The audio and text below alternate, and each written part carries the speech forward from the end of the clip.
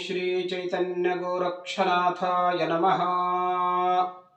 ನಮಸ್ಕಾರ ವೀಕ್ಷಕರೇ, ತಮಗೆಲ್ಲರಿಗೂ ದತ್ತ ಚೈತನ್ಯ ಫೌಂಡೇಶನ್ಗೆ ಹಾರ್ದಿಕವಾದಂತಹ ಸ್ವಾಗತ.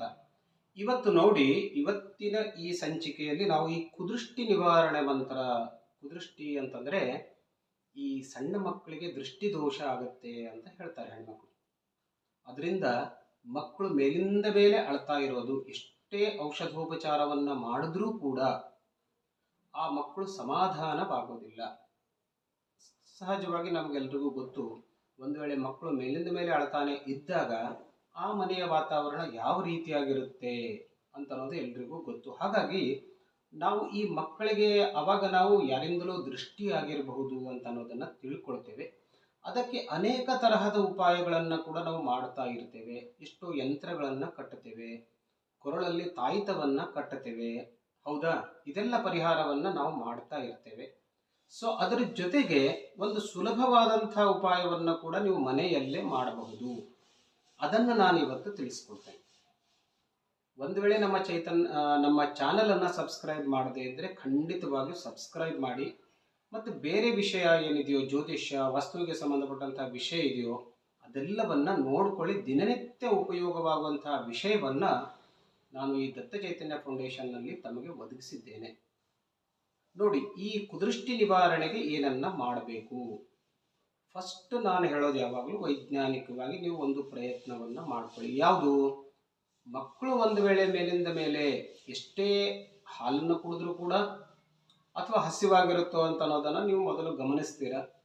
ಹಾಗಿದ್ದಾಗಲೂ ಕೂಡ ಮಕ್ಕಳು ಮೇಲಿಂದ ಮೇಲೆ ಕಿರಿಕಿರಿಯನ್ನ ಮಾಡ್ತಾ ಇದ್ರೆ ಒಂದು ಫಸ್ಟ್ ಸ್ಟೆಪ್ ಅಂತಂದ್ರೆ ನೀವು ಔಷಧೋಪಚಾರವನ್ನ ಮಾಡಿಕೊಳ್ಳಿ.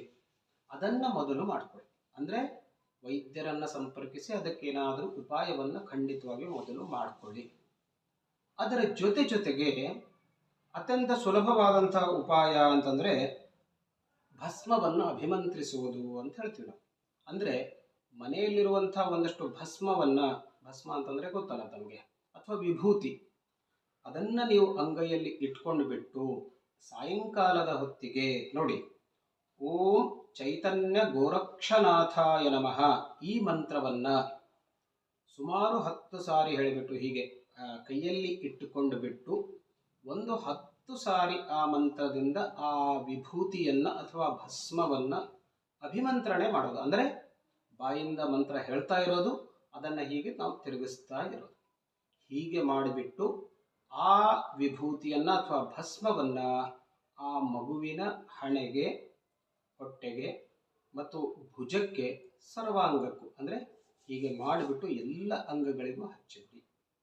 ಹೀಗೆ ನೀವು ಸುಮಾರು 10 ದಿವಸ ಉಪಾಯವನ್ನ ಮಾಡಿದ್ರೆ ಖಂಡಿತವಾಗಿಯೂ ಮಗು ಯಾವುದೇ ರೀತಿಯ ತೊಂದರೆಯನ್ನ ಮಾಡೋದಿಲ್ಲ. ಅಂತಂದ್ರೆ ಅನಾವಶ್ಯಕವಾಗಿ ಅಳೋದಿಲ್ಲ ಮತ್ತು ಕಿರಿಕಿರಿಯನ್ನ ಮಾಡೋದಿಲ್ಲ. ಇದು ಖಂಡಿತವಾಗಿಯೂ ಪ್ರಭಾವಶಾಲಿ ಮಂತ್ರ ಮತ್ತು ಉಪಾಯಕಾರಿ ಮಂತ್ರ. ಇದನ್ನ ಅತ್ಯಂತ ಸುಲಭವಾಗಿ ನೀವು ಮನೆಯಲ್ಲೇ ಮಾಡಬಹುದು.